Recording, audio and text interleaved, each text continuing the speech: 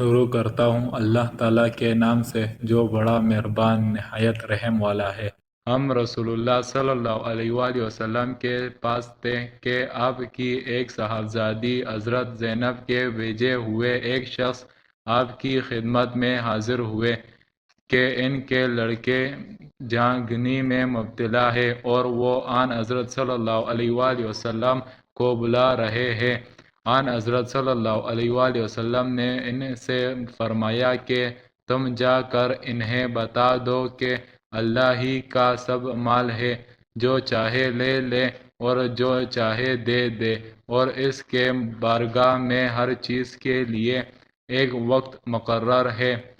پس ان سے کہو کہ صرف صبر کرے اور اس پر صبر ثواب کی نیت سے کرے۔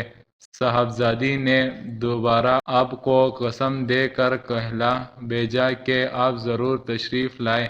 چنانچہ آن حضرت صلی اللہ علیہ وآلہ وسلم کھڑے ہوئے اور آپ کے ساتھ سعد بن معاذ اور معاذ بن جبل رضی اللہ تعالیٰ عنہ بھی کھڑے ہوئے۔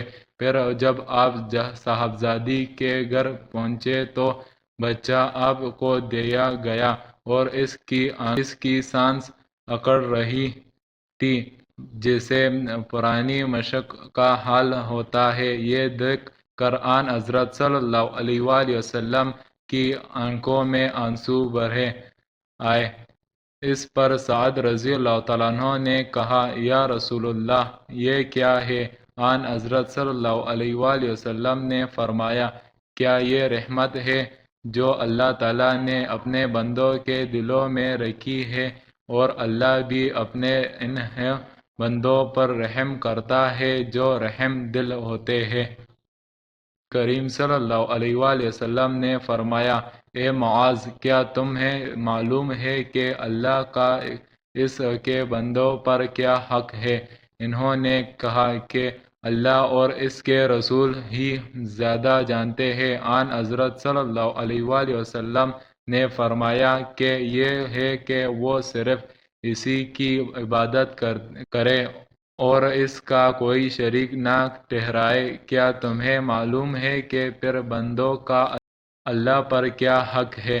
عرض کیا کہ اللہ اور اس کے رسول ہی زیادہ جانتے ہیں۔ فرمایا ہے کہ وہ انہیں عذاب نہ دے۔